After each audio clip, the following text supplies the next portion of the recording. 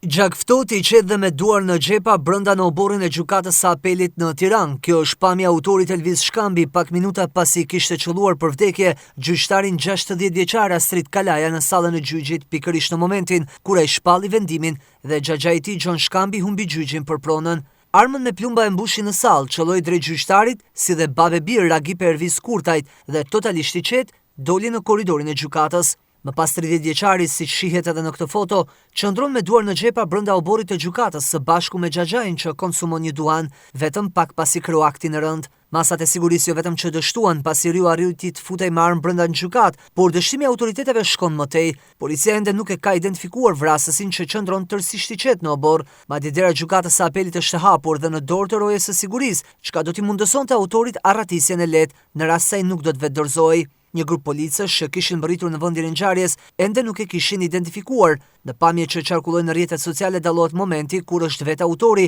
që e bën me dorë policit, eja jam unë autori. Në një moment, polici heziton që t'i vërë prangat, pastaj vjen edhe një grup tjetër me efektiv që kryen arrestimin e autorit dhe xhaxhait. Policia e Tiranës ndërkohë doli me komunikatën zyrtare, ku në përfundim të hetimeve paraprake lidhur me ngjarjen e rënd, bën me dije se 3 persona ka dhënë në pranga përfshirë autorin e vrasjes, xhaxhain, si dhe rojen e gjykatës, që dyshohet se kanë patur rol në ndihmë apo lejimin e këtij akti. Sipas njoftimit zyrtar, gjyqtari Kalaja po shqyrtonte një çështje civile që lidhej me kundërshtimin e veprimeve përmbarimore, kur 30 vjeçari Shkambi e qolloi për vdekje pas shpalljes së vendimit. Policia ka zbuluar se në momentin kur autori ka hyrë me armë në ambientet e gjykatës, detektori metaleve në hyrje të sallës ka sinjalizuar me dritë të kuqe, por punonjësi i sigurisë Banush Koxhaj nuk ndërhyri. Ai nuk kreu asnjë kontroll fizik, qëndroi ulur dhe nuk evidentoi në librin e protokollit persona që hynë në ambientet e gjykatës, siç kërkohet nga rregulloret e sigurisë. Policia po heton me tej për të kuptuar nëse ka patur neglizhencë sistematike në protokollet sigurisë dhe nëse janë të përfshirë persona të tjerë në këtë ngjarje që tronditi opinionin publik.